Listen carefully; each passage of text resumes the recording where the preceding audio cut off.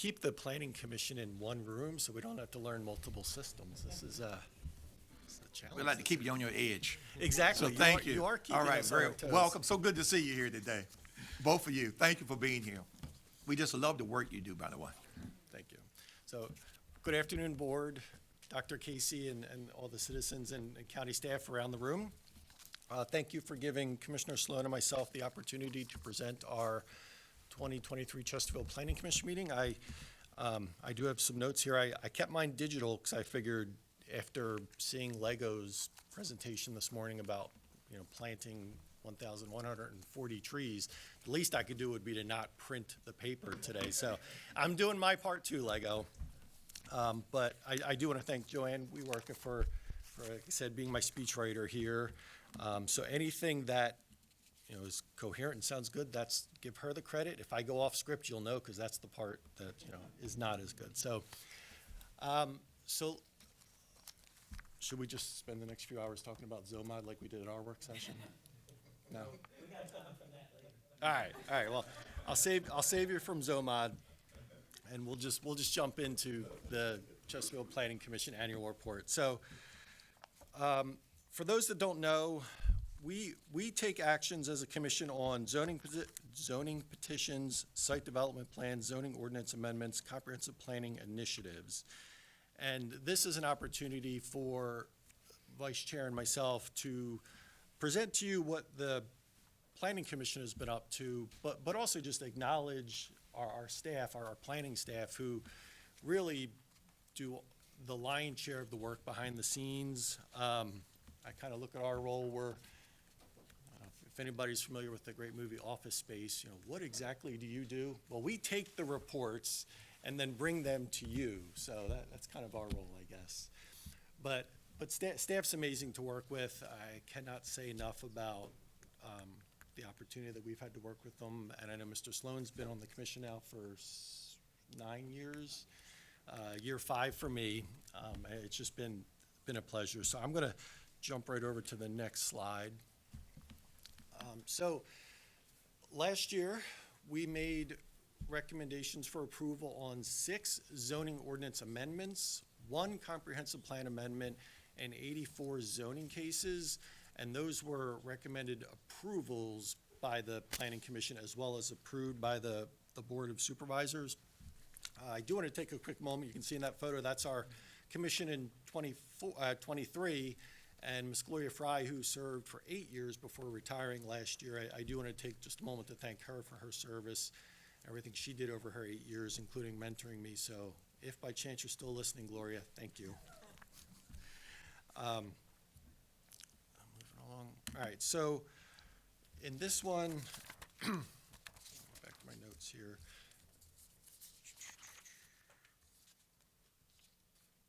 I don't think I have this slide, so I might have to just. See, you're saving trees as well. You printed front and back. I love it. All right. So I just skipped ahead there. All right. So the comprehensive plan amendments and implementation for the Ridgedale Special Focus Area Plan, I am going to read from here because there's a lot of great details in this that the team worked on. The Ridgedale Special Focus Area Plan was initiated in the fall of 2022 and adopted by the Board of Supervisors in October of 2023. The Ridgedale area includes the current vacant Chippenham Crossing Center, public and private park facilities, apartment complexes, and J.G. Henning Elementary School. The East Coast Greenway has been proposed through this area as well. The plan is a component of the countywide comprehensive plan and is intended to address anticipated needs of the area over the next 15 to 30 years. The plan serves as a guide for future growth, land development, and redevelopment decisions, programs, ordinances, and policies. I promise I won't read every slide word for word. But notable recommendations on this plan include land use designations that promote commercial, residential, and recreational opportunities for the existing community as well as visitors to the area, design guidelines for connectivity, site layouts, open spaces, lighting, and signage, implementation items related to community facilities, initiatives, infrastructure, and studies for affordable housing and trail creation. The plan does not require property owners to change existing uses, and it does not change existing zoning found in the zoning ordinance or prior approved zoning cases. Any major development will require zoning, public hearing, and/or site plan processes and will be reviewed by relevant departments and public officials. So next, under our zoning amendments here, we have some of the different ordinance that we adopted. The EMC signs for public facilities and EMC, electronic messaging controls, that's just fancy for digital signs, planning speak for digital signs. And we just made it easier for our public facilities, such as schools, to be able to get their signs out there and get messages out to the public. We also did a solar ordinance, again, for our public facilities. We had a pretty extensive recreational substances ordinance amendment, just to kind of get ahead of some of those challenges that I think everywhere in the world, quite frankly, is dealing with. So Chesterfield County, as always, is just trying to be proactive to make sure that we're staying on top of recreational substances. The Bellwood Estates Amendment and the Points of Rocks amendments, I don't know if Vice Chair Sloan wants to comment on those in any detail, because those were in the Bermuda District. Just very briefly, See, it's tricky here. it's technology. Just very briefly, these were two situations where we're always very proud of the work our predecessors have done, but these were two situations where as a county, we had very good intent on creating some zoning overlay districts that were superimposed on residential areas. And we found, especially when we look at like the Bellwood Estates case, we have a very old neighborhood, had foundations back in the 1950s. We have some older, people that have lived there from the very beginning. And because we superimposed a zoning overlay, we found folks that had lived there for a long time were unable to come get a building permit to build decks, to make improvements to their houses. So really, and on Point of Rocks, we literally were having to entertain some zoning cases where we have someone that's living in a completely residential area, and we found them coming before us for zoning issues because their kitchen, dining room, and perhaps one bedroom was in an R12 zoned district, but their garage, den, and bathroom was in a C5 area. And so we worked really close with staff to clean those issues up, so citizens, take a lot of burdens off the citizens in those areas. Well, I just want to comment, that's wonderful that you mentioned that, and because the Point of Rocks has a lot of historical significance, one of the areas that President Abraham Lincoln visited just a few days before some major change in his life. But anyway, thanks for that amendment and that action, because it's all about improving the quality of life for the citizens, and having them not have to come before you with amendment is certainly a really great step forward. So I applaud y'all for that effort. Just want to make that comment. And I especially appreciate the work on the recreational substances. That was definitely affecting my district. I think all districts, but I had 7 vape shops in like a quarter of a mile, and we needed to slow that down. So thank you for your work on that.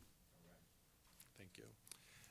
And the last one, public notice, not as exciting as the others we discussed, but we did spend several months on it because it was important. The General Assembly adopted changes on July 1st of 2023 that, the state sets the bar for how we communicate with our communities, and in Chesterfield, we don't just meet the bar, we strive for excellence. So it wasn't about just meeting what the state was requiring. We wanted to make sure we Chesterfieldized that and just set our own standards, but played by the rules of the state, so we also didn't get in trouble. So Jeff Minks and Rob Robinson kept us in line on that one. Thank you. Great point. I love that comment, strive for excellence. Thank you very much for that. We want to always be above and beyond and better in every area that we work, so thank you. Thank you, Chair Holland.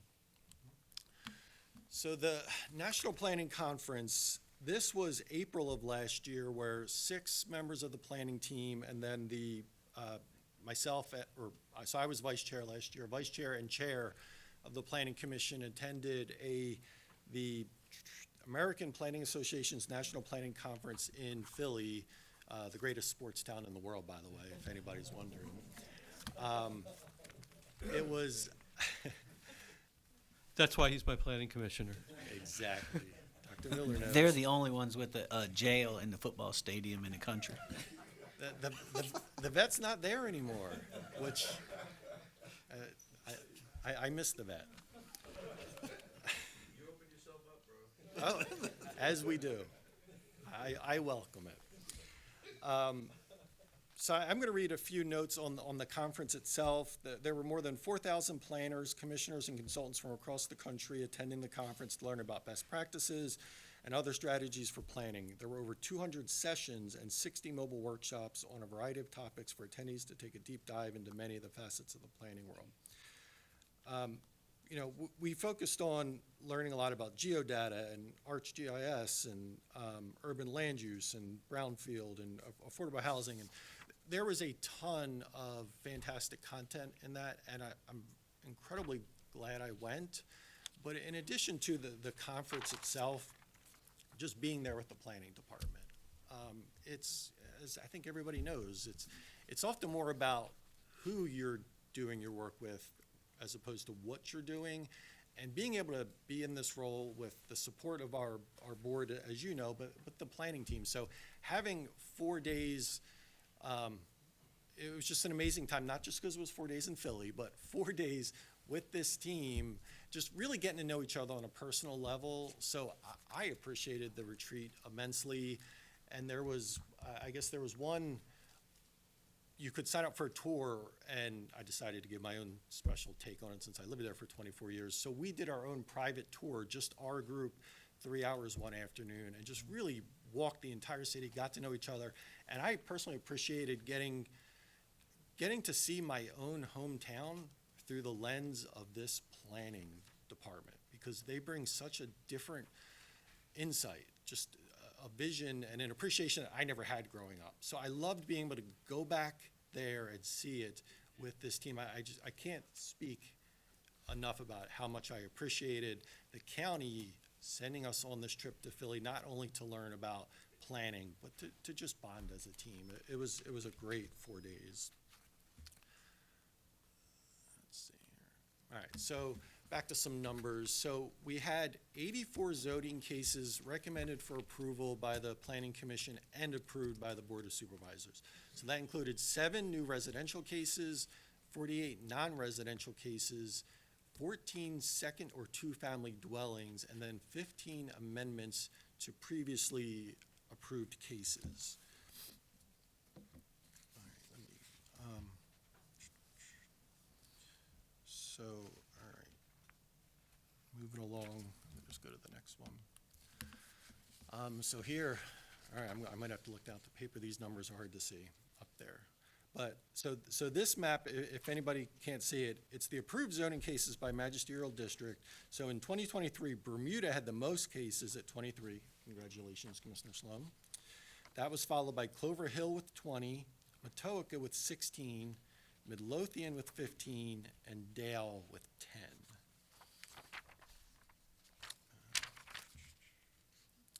On the community engagement side of things, we had 12 public hearings and work sessions, because we hold those once a month, just like the Board of Supervisors.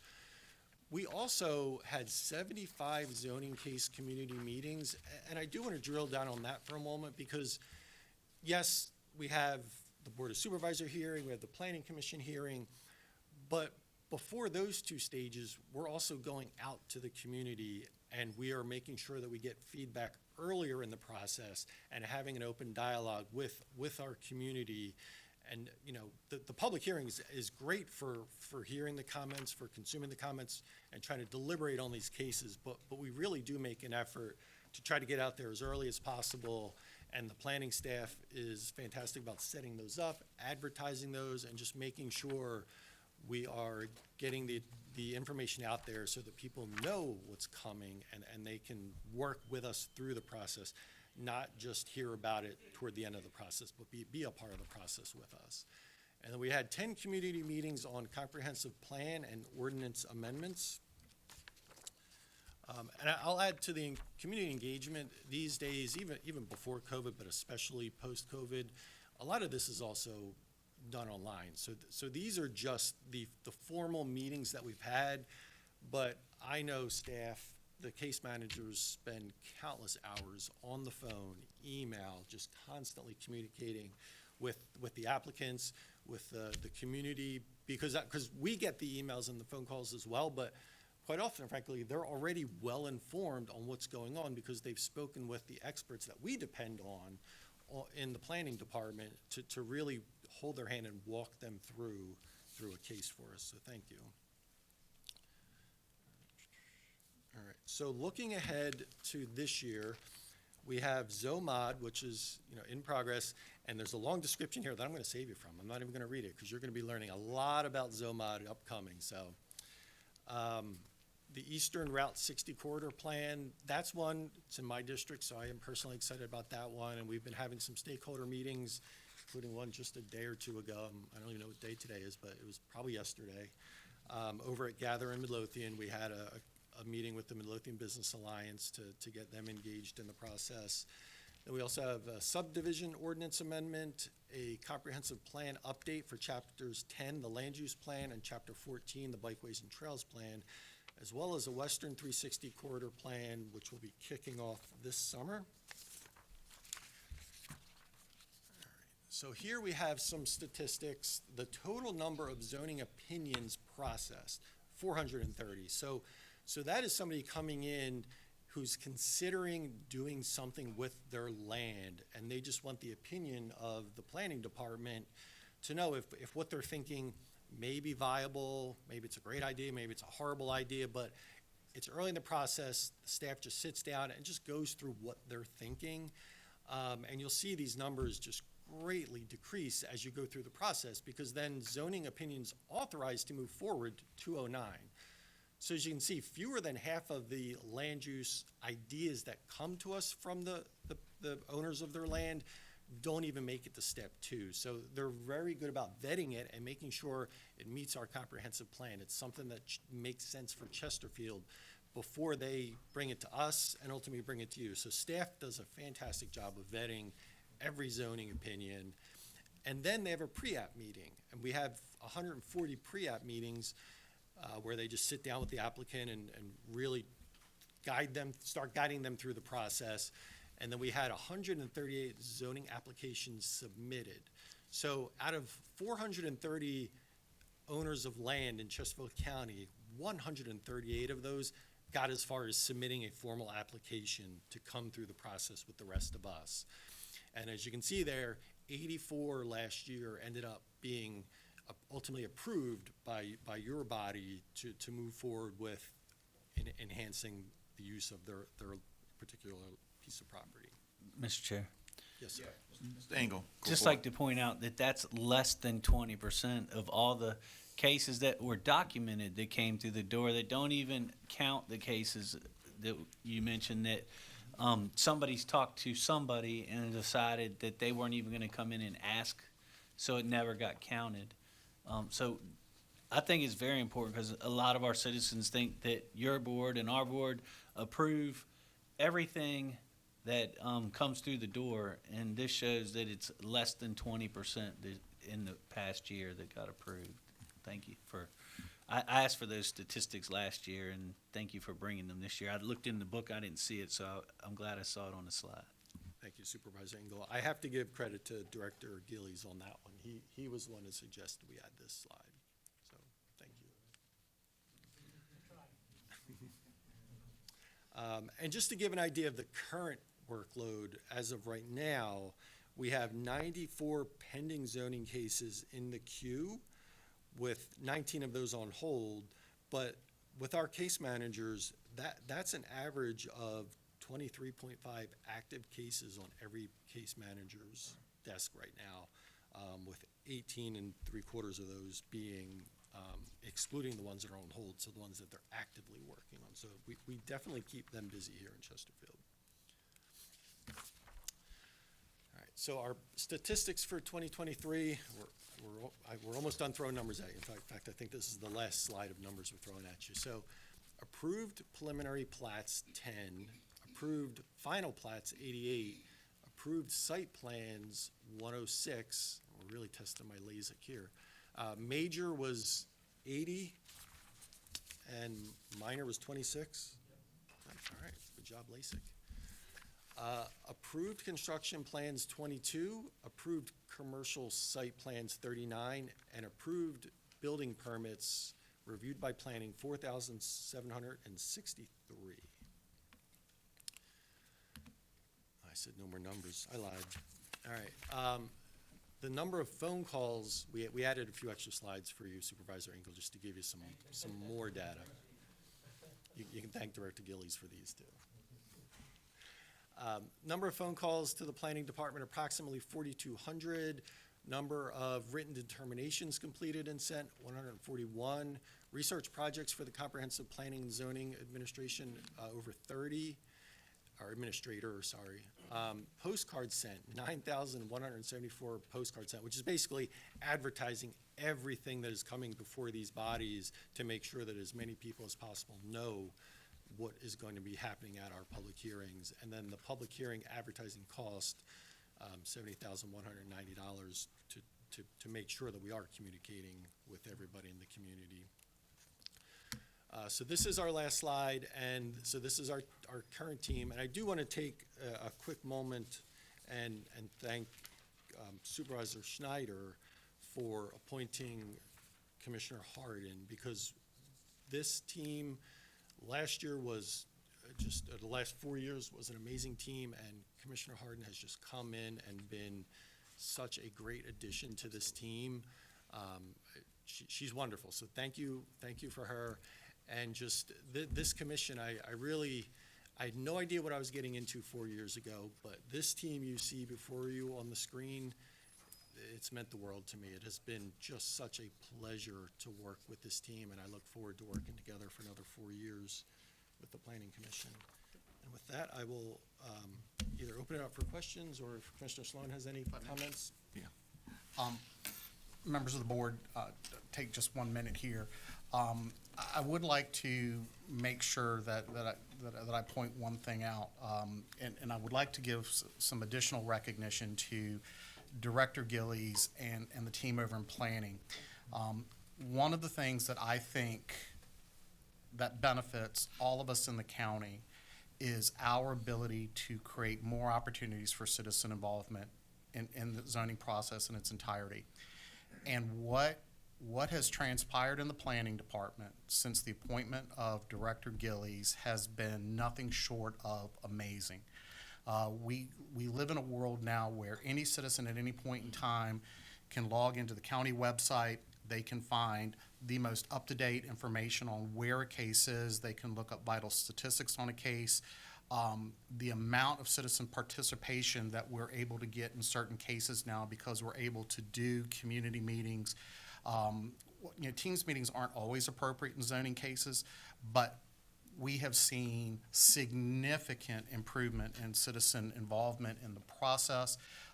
We're at the place now where, and I'm going to give the chair, the chair is absolutely our technology connection here, but you're going to start seeing across the county on where we're putting the signs out for zoning amendments, community meetings, development, QR codes, where someone can pick their phone up and it will take them directly to the county website. Our ability to get citizen feedback and comments, en masse now through the technological resources that we have at our disposal has been nothing short of amazing. And Andy's been with us about 4 years now. 6 years? Okay, apologies. And I would say the first couple years, where I had the 4 years on the brain, it's really been over the past 4 years that we have seen such a dramatic shift. And to the extent that we now have so many more resources to bring citizens into the process and open that door, I think has been really amazing, and staff really should be commended for that. Thank you, Gib, for that. Supervisors, any comments and/or questions? Yes, Supervisor Miller. Thank you, Mr. Chair. Gib, you were talking about citizen participation. You can hear that another way, which is that people skills, right? And I was going to mention it this evening, but since my planning commissioner is here right now, I mean, when people show up, it could be a very emotional kind of presentation. And so, Frank has been working on some folks, working on Unity Church that's happening, in Bon Air. And they wanted an electronic sign, but, folks in the community weren't as up for that electric sign. So how does one navigate through that so that there is ultimately a win-win? And I just wanted to compliment the Planning Commission generally, but specifically for Frank, since you happen to be here, I was going to say it this evening, and I may mention it again, is how adept you were at working with the community to find what the win-win is. And what we have now is a beautiful sign, which I'll be approving this evening, that just complements the community as opposed to, and just everything there, it just complements. And so I'm just appreciating what you all do. It is done with an incredible amount of finesse, and how you do it is incredibly impressive. So thank you. Thank you, Supervisor. Thank you, Other Frank. comments? I want to comment, first of all, thank you for your presentation, for being here, for the outstanding job you do. The community involvement, I greatly appreciate the many hours you all spend with staff in the community, handling questions one-on-one with citizens, which I think is so valuable. Whenever I look at a zoning case, the first thing I look at is the community involvement, community input, how many citizens attended, what comments were made, and you all do a great job. You all do a great job of doing that, and I greatly appreciate that as well. I want to thank you for your many hours of work, especially on the Ridgedale Special Area Plan. That was a community effort, and this board approved it last October. Thank you so very much for that, because a lot of work we're doing will provide great fruit for the future, so that that area will continue to thrive with such great potential throughout Chesterfield, and to make this a special place to live. And it really enhances the quality of life that we often talk about here in Chesterfield, enhancing it. So thank you for the many hours of heavy lifting you do. I watch the work that all of you do, and I appreciate the work you do. As we look going forward, we're always looking at how we can always do housing better. We talk about diverse, affordable housing, if you will. And I know you all have great ideas. Gib, I've listened to you over the years, as well as my planning commissioner in that regard. And so I applaud your work there. And so we are upward and better. Let's continue to do even better than what we've done, and excel and do well, and our citizens win and the community wins. So thank you all for being here today. Your great work. We appreciate you. Thank you. Thank you, Mr. Chair. Give them a hand. Thank you. Mr. Chair, may I, Yes, sir. I'm sorry. We'll let you do it. after Mr. Sloan, I just want to quickly echo his comments about Director Gillies. Yes. He's been an amazing leader. I know his team absolutely loves him. They tell us all the time how much they appreciate him. We appreciate him. I appreciate the county bringing him on. And I just want to quickly add Steve Donahoe, another one who's a recent hire. I want to give him some accolades as well. He has been a fantastic addition to the team, complementing Steve Hosh and Joe Fish, who have, they've been here for a long time, wonderful institutional knowledge. So Director Gillies has also just put together a great team, and Dr. Miller, thank you for everything you said. Appreciate you appointing me, and I want to give a quick thank you to Rusty with Unity of Bon Air Church, because if not for him being so willing to have that dialogue and being so cooperative, it takes everybody. It's a two-way. So Rusty, if you happen to be hearing this meeting, I want to thank him for his efforts on that case that you referenced. Thank you. Well said. Thank you all. And last comment I'll make, and I appreciate this, is that I've always looked at how we can do government more efficiently, how we can lower the cost for citizens so that we're not burdening them with costs and fees, et cetera. I think that's so very important, and I applaud you all for that efficiency that you do in terms of approving the cases so that's not a burden on our business community and especially our citizens. So thank you for that effort as well. It's really evolved over the years I've been on this board. I applaud you. Thank you.